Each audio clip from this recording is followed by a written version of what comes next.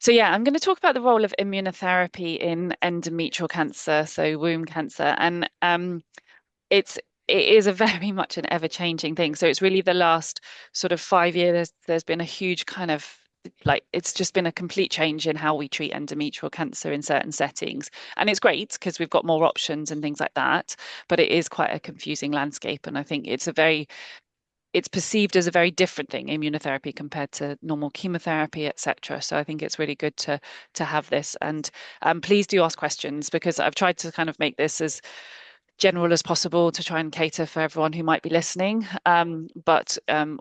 Ask your questions to get what you need from it. So I'm a clinical oncologist, so that means I do chemotherapy and radiotherapy and other systemic treatments for gynecological cancers only. So I treat endometrial cancer, womb cancer, cervical cancer, vulval, vaginal cancers, and then a little bit of ovarian cancer if they need some radiotherapy or something. And I've been doing that for more than 10 years now. So as I said, it's really exciting because it's changing, but it's also becomes a bit of a more of a minefield, especially for patients to get the right information. So hopefully this will help. So I'm going to just talk a little bit about endometrial cancer and what has led to this kind of shift in treatment, what immunotherapy is, and how it works, which patients benefit from immunotherapy, specifically focusing on endometrial cancer, how it's given, what the side effects are, what do patients actually need to know, and what are potential future developments.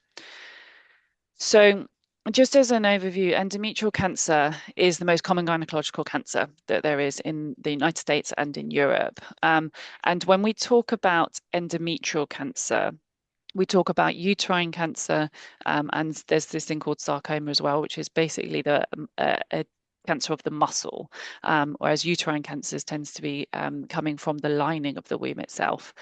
Thankfully, it is a cancer which tends to present with symptoms quite early. So often it's in older women, so people who have been through the menopause, so they don't have any vaginal bleeding, and then they develop vaginal bleeding. So most patients are diagnosed at early stages, which is great, because early stage means a better outcome, and usually cure. But obviously there is still a proportion of patients, unfortunately, who have more advanced disease.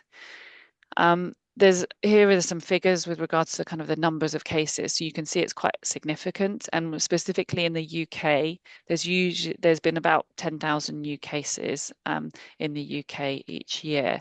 But what is of main concern at the moment is a lot of cancers are decreasing in incidence, so they're decreasing in the number of patients that are diagnosed with it.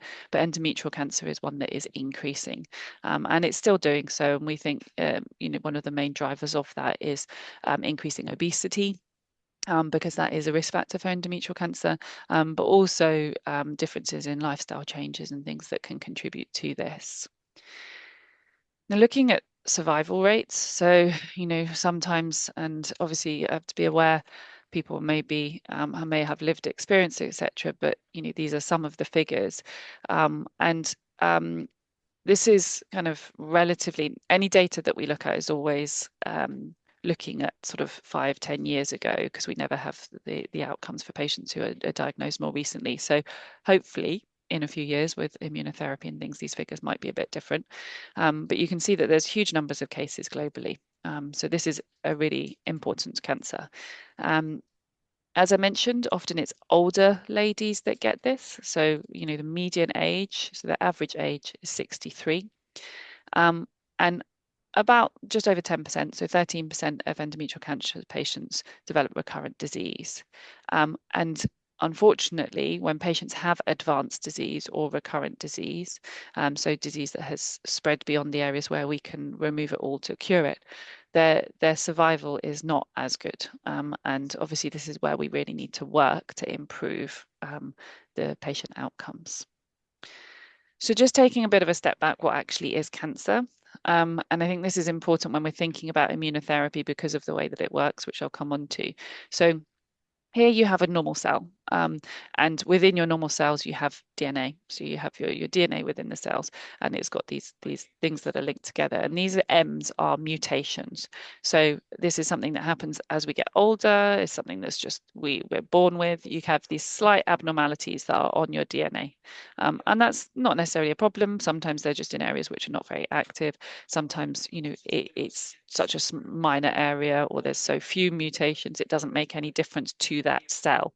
And normal cells, if this mutation is significant, so it causes a problem within the cell, usually it can detect it and then it repairs itself and recovers.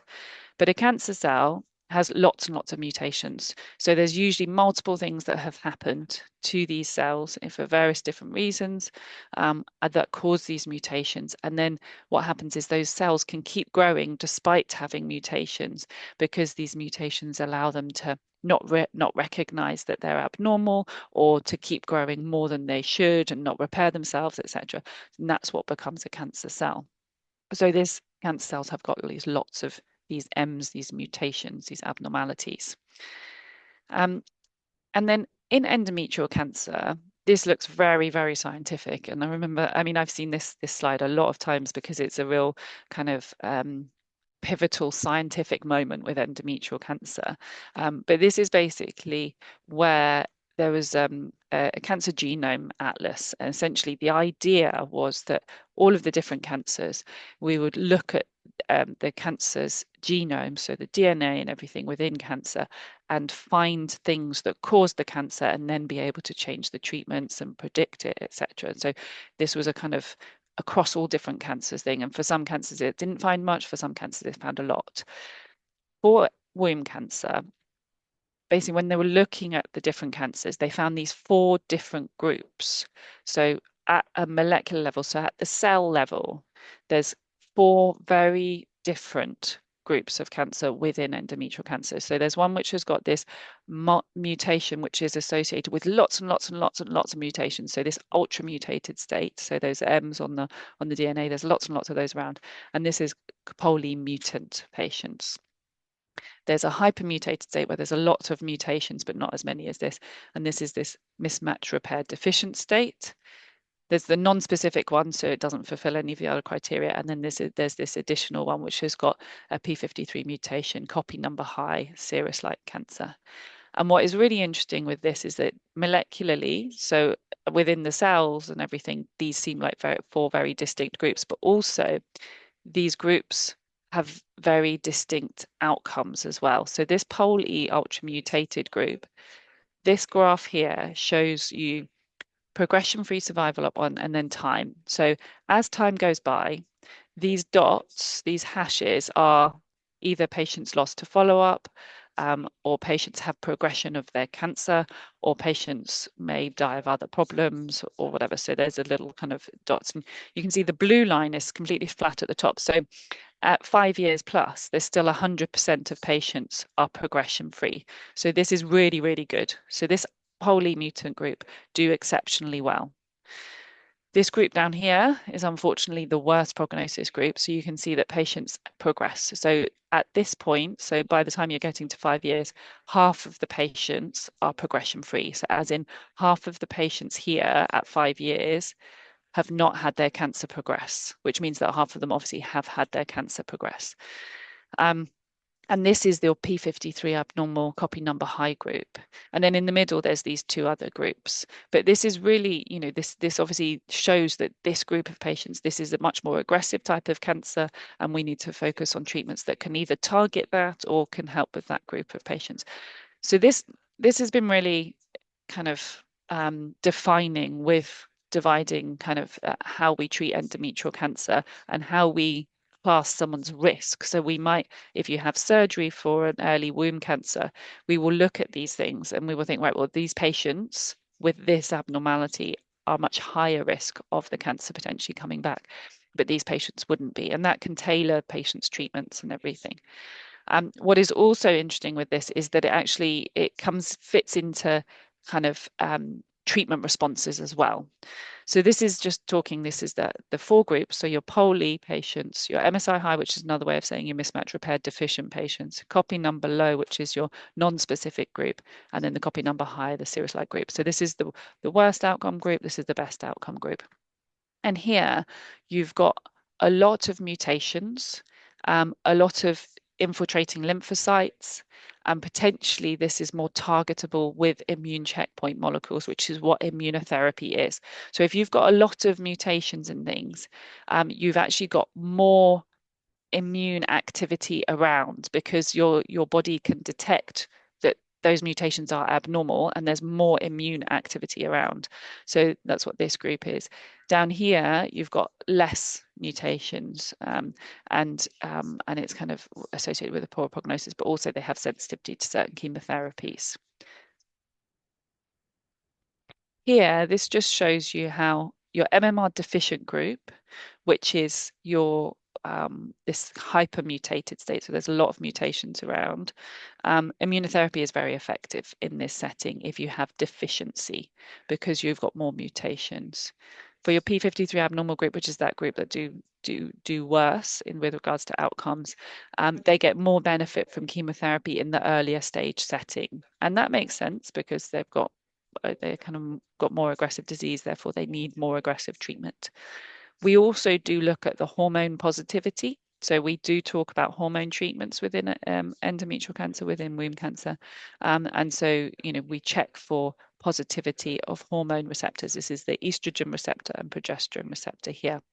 And that can help give the option of hormone treatments for patients.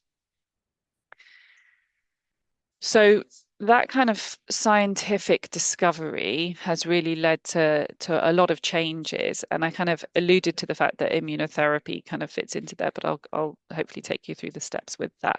So just taking a side step to what actually immunotherapy is.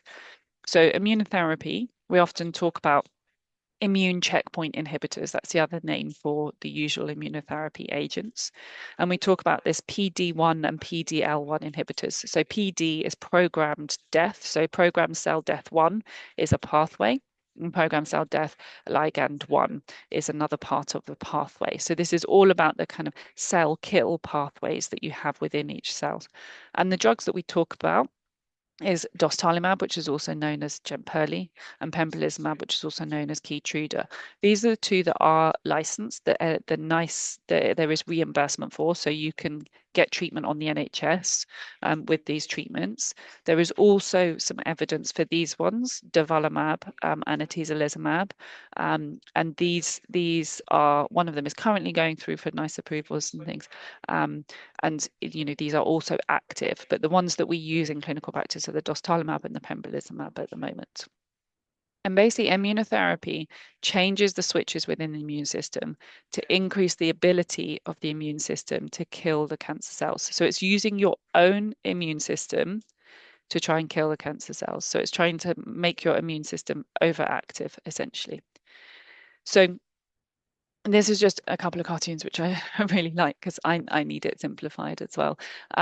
So this concept is that basically there are some T cells which are part of the immune system that recognize and target cancer cells. So they recognize that these cells are not exactly the same as your normal cells, and so they target those cancer cells. But the cancer tends to fight back using this PD-L1, so this pathway, and that kind of means that it inactivates your PD-1.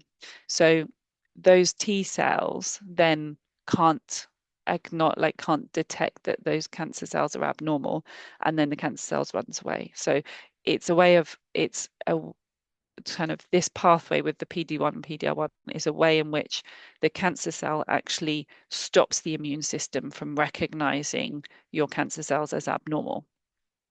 And so here you've got the PD-1 checkpoint blockade and the PD-L1 checkpoint blockade.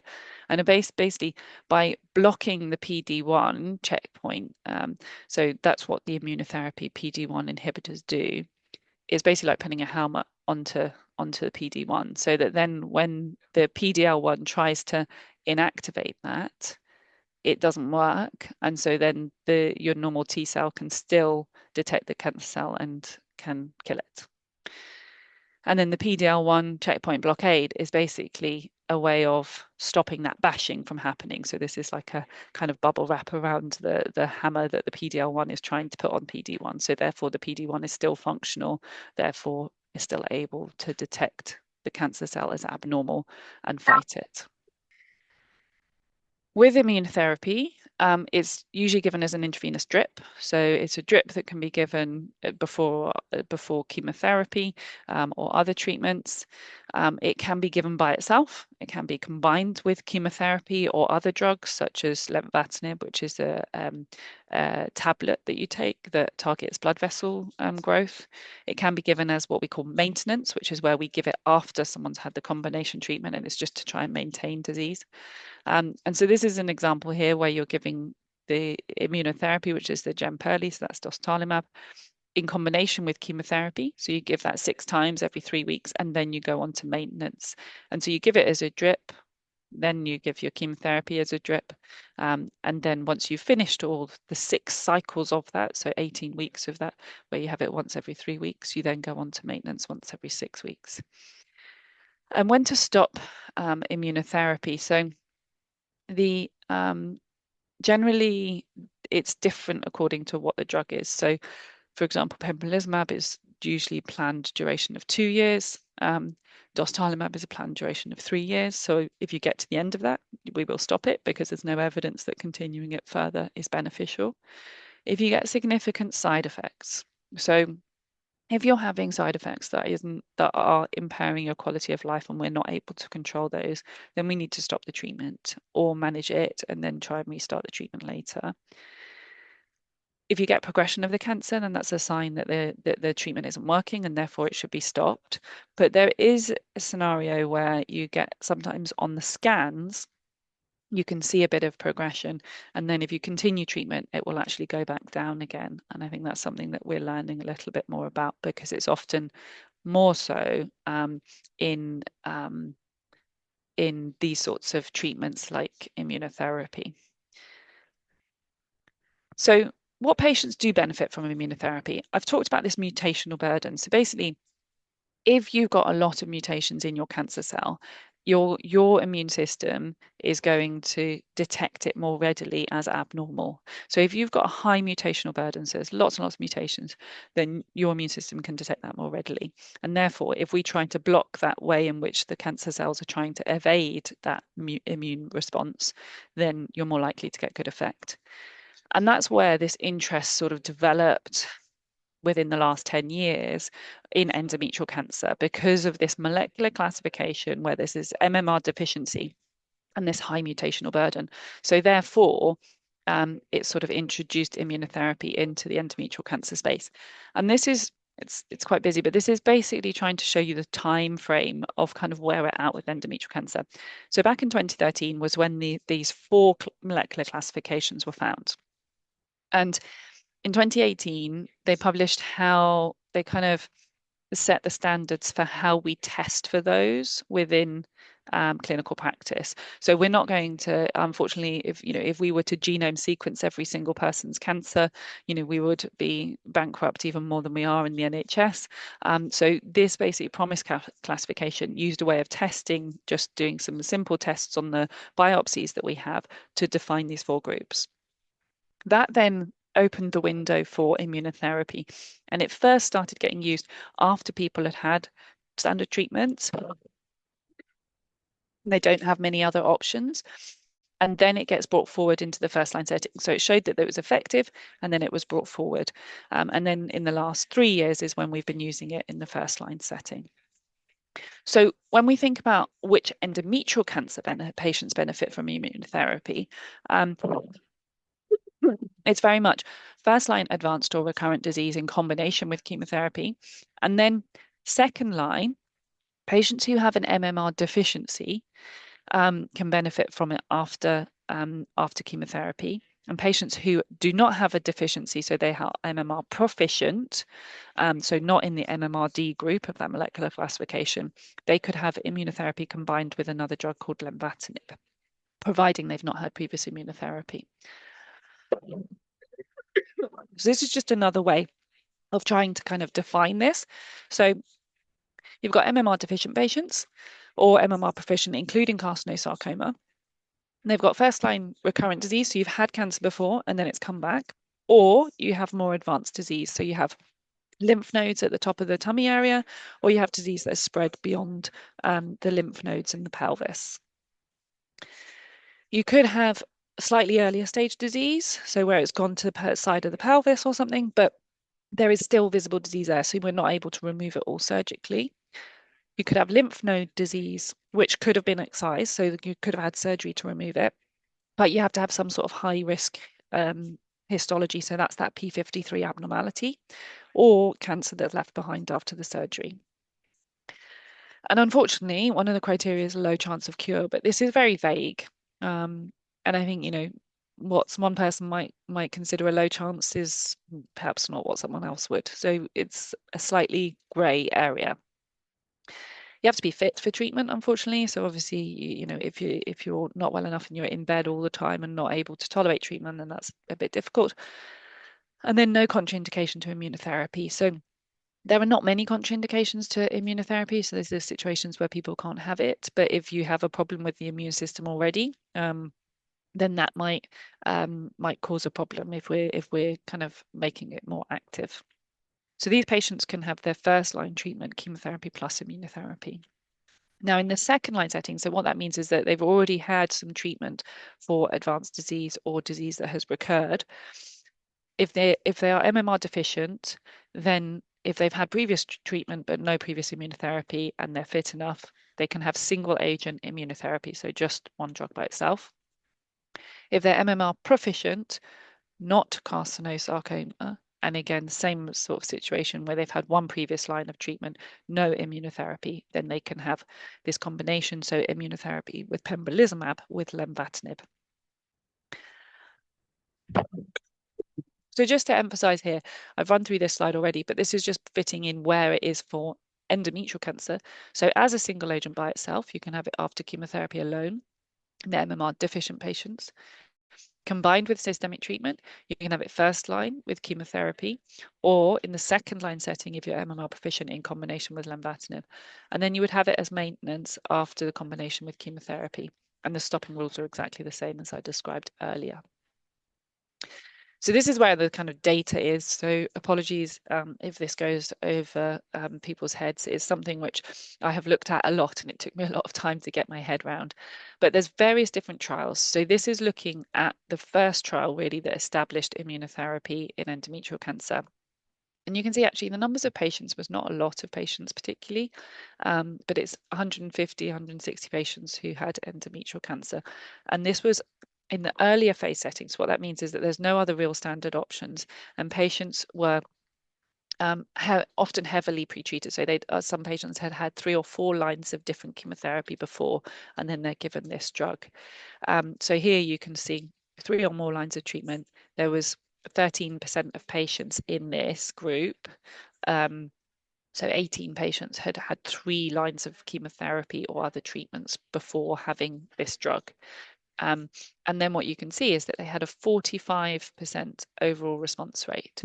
So that means that they have disease which is either partial or complete response. So not even just stable disease. So when you have a treatment for cancer, if you've got disease that we can see on a scan, stable disease, so as in disease not growing, is still response.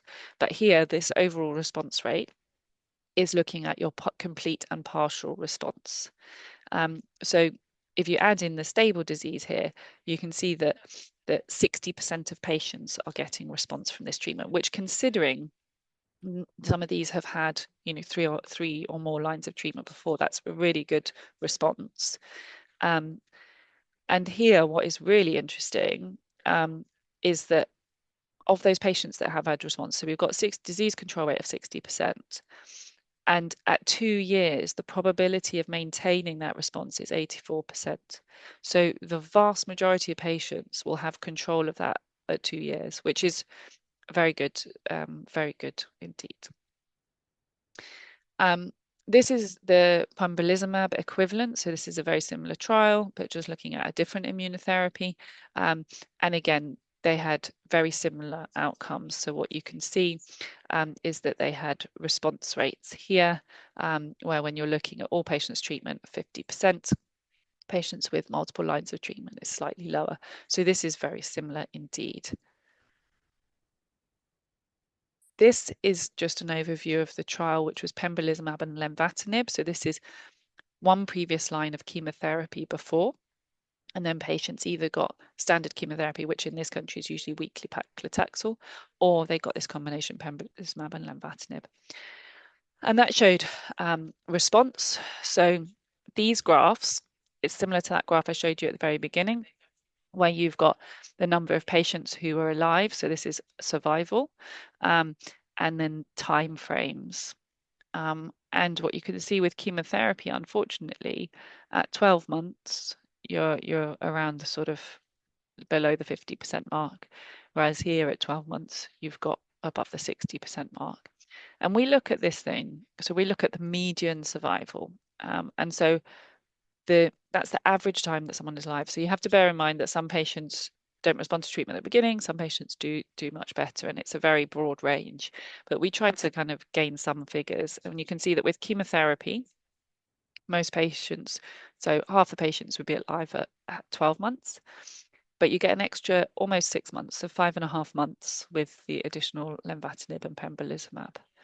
And you can see in the MMR deficient group, this is a much bigger benefit. And what is really interesting here is this flat line. So as in, once you hit 12 months, it seems that there are patients that if you have not progressed in that first 12 months, there is no progression beyond that. So this is a very, very durable response for 70% of the patients, which is fantastic. The other thing to just mention is we talk about hazard ratios. So we have this 0.37. What this means is that overall, so this is kind of looking at the overall time, it's trying to compare these two treatments. And overall, there is a 63% reduction in the risk of death at all time points with the addition of this, with the lenvatinib and pembrolizumab treatment over chemotherapy. And that's what that figure means. That was the second line setting. So then more recently, we've had these two big trials which have established the immunotherapy in the first line setting. So this is Ruby, which is the dostarlimab group. So this is patients with advanced disease, or they previously had treatment for cancer and then it's recurred and they've not had chemotherapy for that before, other than in the adjuvant setting. And they got standard carboplatin paclitaxel with placebo, so that's just saltwater drip, compared to carboplatin paclitaxel with the immunotherapy and then maintenance. And then this is the equivalent for the pembrolizumab, so very, very similar. The eligibility is the same, the comparator arm is the same, but it's just the pembrolizumab as maintenance. And as I mentioned before, only 2 years of it as the maintenance, whereas with the dostarlimab, it's 3 years. And I think here's some key inclusion criteria. So patients could not have had more than one line of more than one recurrence of their cancer. They could not have had previous immunotherapy. And then they have this advanced stage disease or first recurrent disease. And there's various different nuances in here, which I think is important you can discuss with your doctors if necessary. And here, this is just showing that, you know, half the patients were recurrent and half the patients were died. This was their first treatment. A small proportion of presumably of the recurrent ones had had previous radiotherapy. And then this is the histology. So this is different types of the cancer that they see under the microscope. And this is very similar to what we see in practice. And here we've got this overall survival in the overall population. So at 2 years, you've got 15% of people are more likely to be alive with the addition of this treatment. And this is the overall population. And so there's a 31% reduction in the risk of death with the addition of this treatment. So this is really good. And the median overall survival, so the average length of life that people will live, is improved by 16.4 months. Progression-free survival. it's, again, you can see it's quite flat here, which is interesting, but you can see the separation. So there are less patients progressing with the addition of the treatment. And then in this MMR deficient group, again, you have the same thing as what we saw before. So at 12 months, you've got this flat line. So if your patients do not progress in that first 12 months, then it's very likely that they have long-term control of this. And the hazard ratio here is 0.28. So that's a 72% reduction in risk of progression with the addition of immunotherapy. And so you can see at 2 years, you go from 16% of patients being progression-free, so not having their cancer progress, to more than 60%, which is huge, huge differences. This is looking at the pembrolizumab data, so very similar. So 0.30 is this number. The other one was 0.28. And again, you've got this 12 months and then this flat curve. But you do have to bear in mind, these are the numbers of patients here. So it's very, very small numbers of patients at this point. And then in the pMMR population, you have a difference, but it's not quite as big as this. This slide I just wanted to touch on before we talk about the side effects. So this is the sort of data that we get given as doctors, and we have to try and pick it apart. So this is any treatment-related adverse event. Most patients will get some side effects through treatment, whether that's with just chemotherapy or chemotherapy and the immunotherapy. But so we try and sort of pick apart the kind of important ones, so the more severe side effects. And here you can see grade 3 or more. So these are generally impacting on patients or needing hospital admissions or needing significant interventions.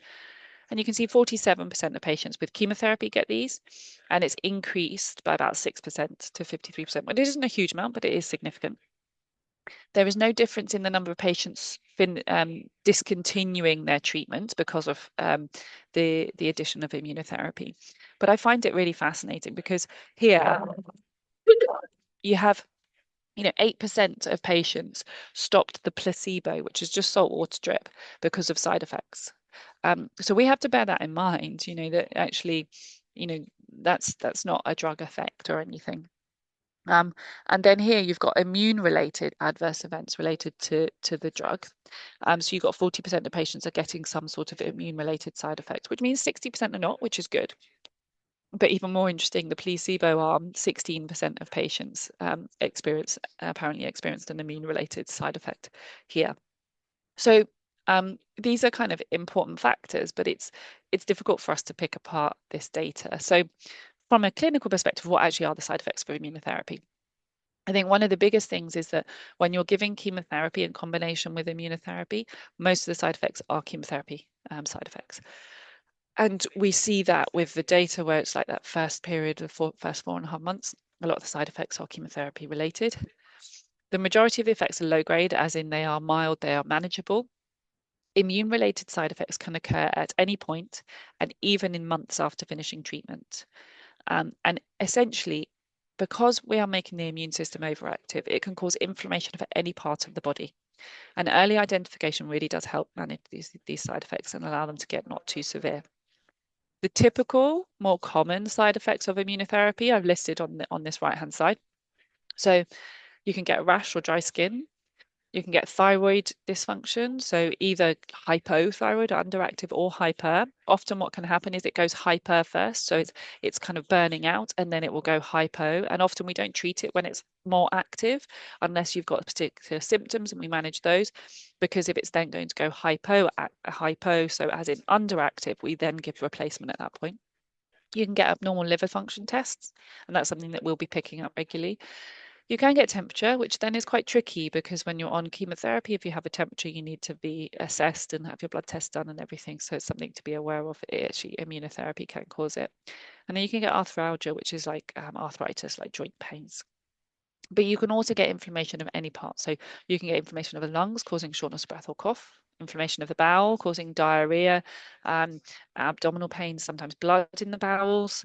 You can get inflammation of the heart causing chest pains, inflammations of the eyes causing dryness or irritation, and any part of the body can become inflamed. So as a patient, what do you actually need to know? I think it's important to understand that your treatment is individualized, and that's according to this molecular classification. So I think you should ask about your classification. You may see it on documentations on your letters and things, but I think it's important that you understand why you're being offered the treatment that you're being offered, and this is part of it. Don't be afraid to ask about immunotherapy. If you ask about immunotherapy and your doctor says it has no role in endometrial cancer, then question that. I think it's still something we are learning about. And we're still kind of gaining more experience, and I think it's important to ask the questions and be able to have that dialogue with your team. If you don't feel comfortable asking your doctor, then ask your nurses, and they will ask the doctor for you, and they will get the information for you. There's lots of support whilst on treatment. So in the same way as when you're on chemotherapy or any other radiotherapy, other treatment, there are lots of people to support you. And we even, at UCLH, we have the privilege of actually having an immunotherapy nurse, and she does her own clinics and follows up patients as needed. Any new symptom that you experience on treatment can be a side effect. So just report it, discuss it, let your nurse know, use your 24-hour contact number, the chemo hotline, because it's all the same. Just a kind of quick mention about future development, and I think this is really important. So trials are a scenario where we select out patients that are fit, that are compliant, that want to be part of trials. So it's important that we're collecting the data on real world use. And actually, a lot of our patients have got other medical problems or other health priorities or other life priorities. And so it's important we're collecting the data that actually how it's affecting our patients in the real world. For MMR deficient patients, at the moment, we have to give them chemotherapy alongside the immunotherapy in the first line setting, but actually it might be that it's just the immunotherapy that they need, and that could still give us good outcomes. So we're investigating whether we can drop the chemotherapy. And then it's been nice having pembrolizumab lenvatinib as a second line option, which is quite effective. But now we don't if we're using immunotherapy in the first line setting. So can we re-challenge with immunotherapy, or what other agents can we use after immunotherapy? So in conclusion, immunotherapy does improve outcomes in endometrial cancer, and definitely very significantly in MMR deficient disease. Immunotherapy is available in the NHS first line in combination with chemotherapy, or second line if you have not received immunotherapy already. It's important to understand that if you have a carcinosarcoma, you can only receive immunotherapy in the first line setting at the moment. So we can't give the pembrolizumab and lenvatinib in the second line setting. So if you have a carcinosarcoma, ask about immunotherapy earlier on. Immunotherapy can cause inflammation of any part of the body, even months after finishing treatment. So just to be aware of that. And as with any other treatment, always inform your treating team about side effects and ask questions. My final point would be that the only stupid question is the unasked question.